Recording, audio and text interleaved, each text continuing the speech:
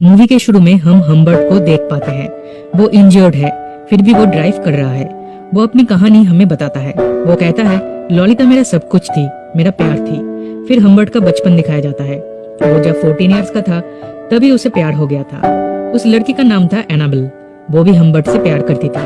पूरा समर ये दोनों एक साथ थे, लेकिन अचानक उसे एक बीमारी हो जाती है और वो मर जाती है। तब से उसे और कोई भी लड़की पसंद नहीं आई। कुछ साल बीत जाते हैं और अब वो एक इंग्लिश प्रोफेसर बन चुका है। रिसेंटली वो फ्रांस जाके आया है, तो उसे उनकी कल्चर के ऊपर एक बुक लिखनी है। वो एक न्यू जॉब भी ज्वाइन करने वाला है, पर उसमें अभी टाइम है। उस बुक को लिखने के लिए वो उसके अंकल के घर में जाता है, पर उनके घर में आग लगी थी। घर पूरा डिस्ट्रॉय हो चुका था। तो उसके अंकल उनके फ्रेंड के घर हम्बर्ट का रहने का इंतजाम कर देते हैं। उनका फ्रेंड पहले ही मर चुके हैं। अब उनकी वाइफ इस घर में रहती है। उनका नाम है हेज। वो उसे रूम दिखाती है, पर हम्बर्ट को ये रूम पसंद नहीं आता। वो वहाँ से जाने लगता है, लेकिन पहली बार देखते ही हेज हम्बर्ट को पसंद करने लगी थी। वो कहती है, मेरे घर में और एक जगह है जो तुम्हें डेफिनेटली पसंद आएगा। पहले वो देख लो, फिर डिसाइड करना। वो उसे गार्डन में ले जाती है और उधर हम्बर्ट पहली बार लॉलिता को देखता है। लॉलिता हेज की बेटी है। उसे देखकर ही हम्बर्ट को एनाबेल की याद आती है। उसका खोया हुआ प्यार उसे मिल गया है, ऐसा वो फील करता है। वो हमेशा लॉलिता के आसपास रहना चाहता है, इसलिए वो ये रूम रेंट पे ले लेता है। काम करते टाइम, यहाँ तक कि न्यूज़पेपर पढ़ते हुए भी वो लॉलिता को ही देखता रहता है। उसकी एक डायरी है। एवरीडे वो क्या क्या करता है सब कुछ इस डायरी में लिखता है। रात में वो टाइपराइटर पे काम कर रहा था, तब लॉलिता उधर आती है। हम्बर्ट पूछता है, क्या टाइपराइटर की आवाज से तुम जाग गई? लॉलिता कुछ जवाब नहीं देती। नीचे जाके आइसक्रीम खाने लगती है और हम्बर्ट उसे देखता है। अगले दिन वो उसके बुक पे काम कर रहा होता है। तब लॉलिता उसके रूम में आती है। वो पूछती है, तुम रात को काम करते हो तो तुम सोते कब हो? हम्बर्ट कहता है, रात में मुझे ठीक से नींद नहीं आती। लॉलिता अब उसके गोद में बैठ जाती है और पूछती है, क्या मेरे फेस पे पिंपल है? हम्बर्ट कहता है, नहीं, मेरी नजर में तुम एकदम परफेक्ट हो। इस टाइम हेज लॉलिता को नीचे से बुलाती है। उसकी आवाज सुन के लॉलिता भागते हुए अपने रूम में चली जाती है। नेक्स्ट मॉर्निंग हम्बर्ट के लिए वो ब्रेकफास्ट लाती है। वो उसके साथ फ्लर्ट करने लगती है। दिन एक दिन ये तीनों एक साथ बैठे हुए थे। हेज का ड्रिंक खत्म हो गया था, तो ड्रिंक लाने वो रूम के अंदर जाती है। तब लॉलिता कहती है, कल मुझे लेक के पास घूमने जाना है, लेकिन मॉम मुझे जाने नहीं देगी। अगर तुम मॉम से कहो तो वो जरूर मानेगी, क्योंकि वो तुम्हें पसंद करती है। हेज ड्रिंक लेके वापस आती है। लॉलिता उनके साथ बैठी है, इसलिए उसे प्रॉब्लम होती है। वो हम्बर्ट के साथ अकेले में टाइम स्पेंड करना चाहती है। दिन एक कॉल रिसीव करने लॉलिता अंदर जाती है। फिर म्यूजिक प्ले करके डांस करने लगती है। हम्बर्ट का ध्यान लॉलिता पे ही रहता है। हेज उससे क्या बात कर रही है वो सुनता तक नहीं। अगले दिन हेज उसे लेकर लेक पे जाती है और कहती है वो एक वेल ट्रेन्ड मेड रखने वाली है। वो घर का सब काम करेगी और लॉलिता के रूम में रहेगी। लॉलिता समर कैंप जाने वाली है। देन वहाँ से डायरेक्ट बोर्डिंग स्कूल जाएगी। हम्बर्ट टेंशन में आ जाता है, क्योंकि वो लॉलिता के लिए ही इस घर में है, पर अब वो उससे दूर हो जाएगी। अगले सीन में हम लॉलिता को समर कैंप पे जाते हुए देखते हैं। जब उसे पता चलता है कि वहाँ से उसे डायरेक्ट बोर्डिंग स्कूल जाना होगा, तब वो प्रोटेस्ट करती है, पर उसकी मॉम उसकी नहीं सुनती। हम्बर्ट को उठने में लेट हो गया था। वो भागते हुए विंडो के पास आता है और लॉलिता को देखता है। लॉलिता भी उसे देखकर भागते हुए उसके पास आती है। देन उसे हग और किस करके चली जाती है। उनके जाने के बाद वो लॉलिता के रूम में जाके उसके कपड़ों में से उसका स्मेल लेने लगता है। तब मेड आके उसे एक लेटर देती है। ये लेटर हेज ने लिखी है। वो हम्बर्ट को प्रपोज करती है, उससे शादी करना चाहती है। अगर हम्बर्ट ये रिलेशन नहीं चाहता तो अभी के अभी वो इस लेटर को फाड़ कर इस घर से जा सकता है। हम्बर्ट के पास और कोई ऑप्शन नहीं था।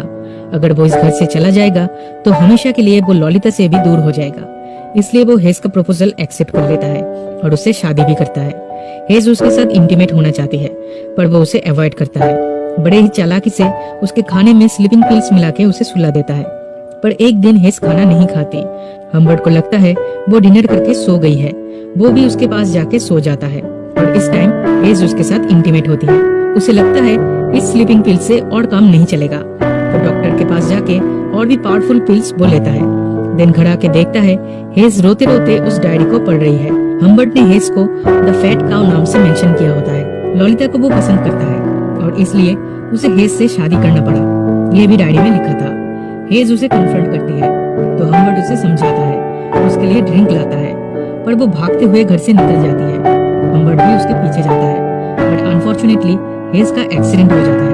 ऑन द स्पॉट वो मर जाती है। एक छोटी बच्ची हम्बर्ट को कुछ लेटर्स देती है। ये लेटर्स हेज के हाथ में था। वो देखता है ये सब लेटर्स लॉलिता के लिए है। दैट मीन्स हेज उसे सब कुछ बता देना चाहती है।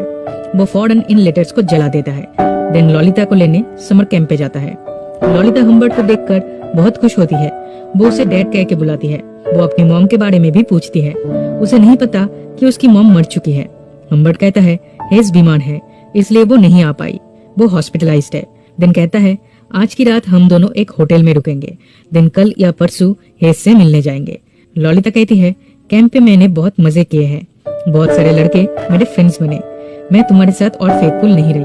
देन वो हम्बर्ट को किस करना चाहती है। हम्बर्ट गाड़ी रोकता है और ये दोनों किस करते हैं। उस टाइम एक पुलिस ऑफिसर एक चोर को ढूंढते हुए आता है। वो एक कार चुरा के भागा है। ये दोनों कहते हैं हमने उस कार को नहीं देखा। लॉलिता हम्बर्ट के गोद में बैठी हुई है। ये देखकर पुलिस ऑफिसर शर्मा जाता है और वहाँ से चला जाता है। हम्बर्ट पहले से ही एक होटल रूम बुक करके रखा था। लॉलिता को लेकर वो उस होटल में जाता है। उधर एक आदमी के डॉग के साथ वो खेलने लगती है। वो आदमी कहता है मेरा डॉग सबको पसंद नहीं करता, लेकिन वो तुम जैसी यंग गर्ल्स को पसंद करता है। फिर ये दोनों अपने रूम में जाते हैं। तुम्हें एक ही बेड शेयर करना होगा।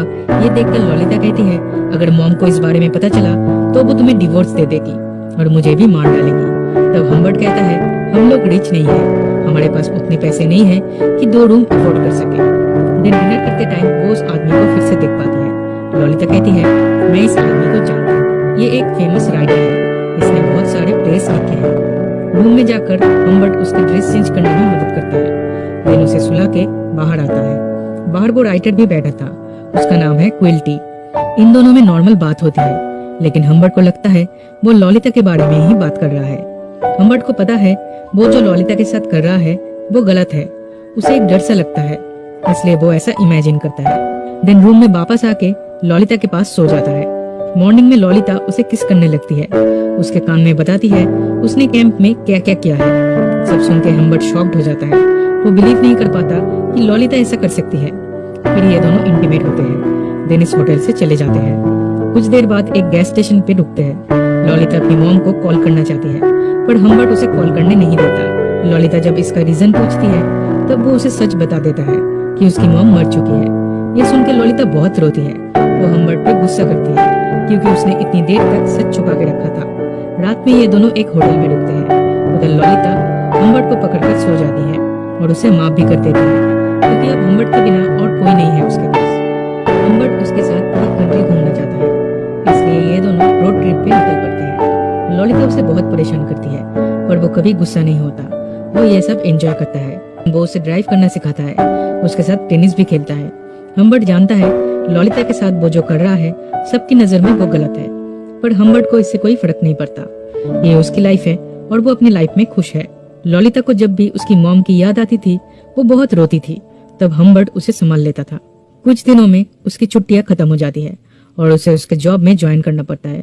वो लोग एक दूसरी सिटी में शिफ्ट हो जाते हैं। उधर लॉलिता भी एक नए स्कूल में एडमिशन लेती है, लेकिन उसे पढ़ाई में ज्यादा इंटरेस्ट नहीं है। उसे डांस में इंटरेस्ट है।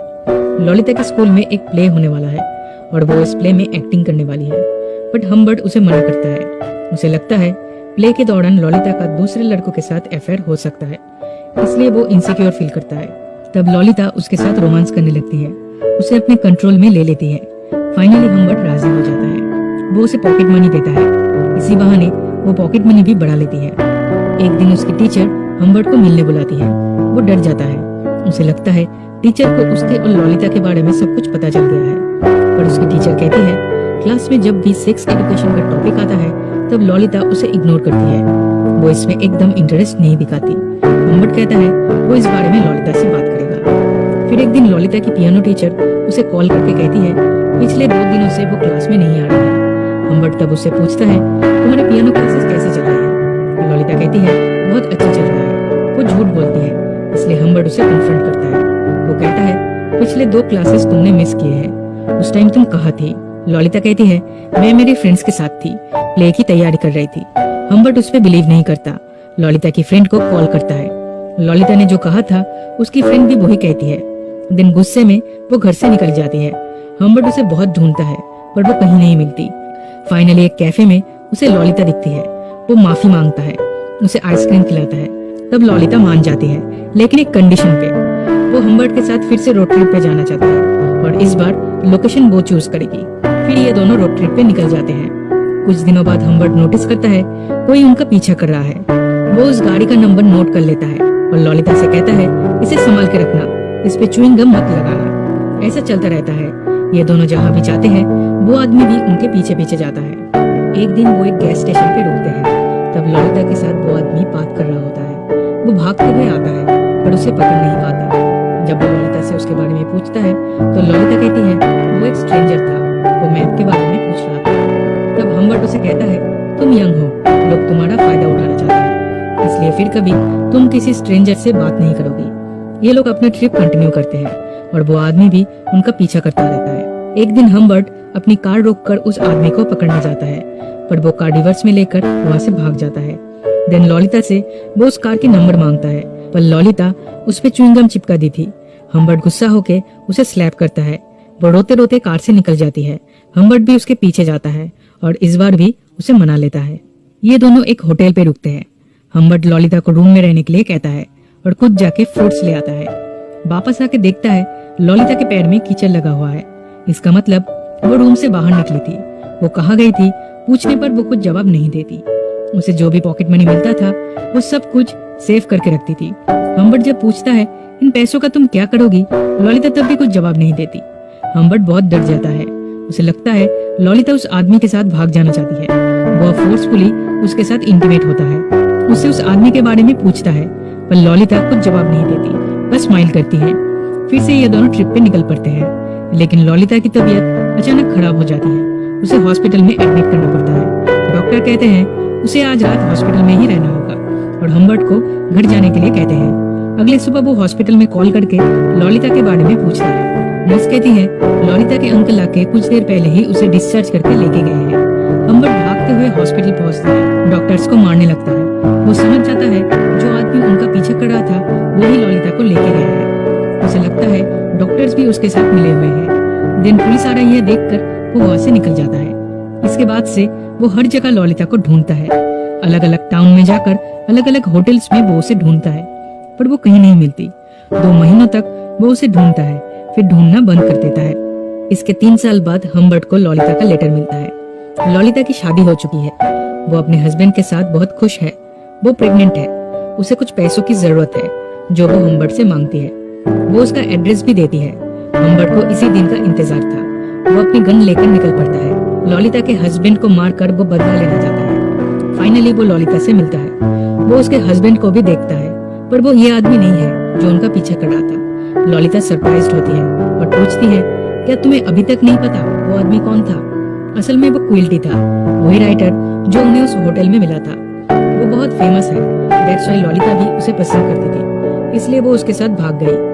लेकिन वो कुछ कर नहीं पाता था। ललिता उससे सेटिस्फाई नहीं होती थी। क्विल्टी टीनेजर लड़कियों का एडल्ट वीडियो बनाता था। ललिता के साथ भी वो यही करना चाहता था, इसलिए ललिता वहाँ से भी भाग गई। दिन वो इस लड़के से मिली और उससे शादी कर ली। हम्बर्ट अभी भी उसे अपने साथ रहने के लिए कहता है। वो उसे सब कुछ देना चाहता है और अभी तक उससे ही प्यार करता है। ललिता कहती है मैं तब भी तुमसे प्यार नहीं करती थी। मेरी मॉम मर चुकी थी तो मेरे पास और कोई ऑप्शन नहीं था, इसलिए तुम्हारे साथ थी और तुमने भी उसका फायदा उठाया था। ललिता को सिर्फ $1000 की जरूरत थी पर हम्बर्ट उसे $4000 दे देता है। फिर वो क्विल्टी से मिलने जाता है। क्विल्टी उसे भाव नहीं देता, ड्रिंक करता है और सिगरेट पीने लगता है। हम्बर्ट उसे मार देता है। मूवी के शुरू में हम्बर्ट के फेस पे जो ब्लड लगा हुआ था वो असल में क्विल्टी का ब्लड था। उसका मर्डर के जुर्म में अब पुलिस उसका पीछा करती है। वो उनसे भागता तो है पर उसका एक्सीडेंट हो जाता है। नीचे एक टाउन से कुछ बच्चों की आवाज सुनाई देती है पर हम्बर्ट को ये पसंद नहीं आती क्योंकि इसमें ललिता की आवाज नहीं है। फाइनली पुलिस उसे पकड़ लेती है। 16 नवंबर 1950 जब वो प्रिजन में था तब उसकी डेथ हो जाती है। दूसरी तरफ 1950 के क्रिसमस के टाइम बच्चे को जन्म देते हुए ललिता भी मर जाती है।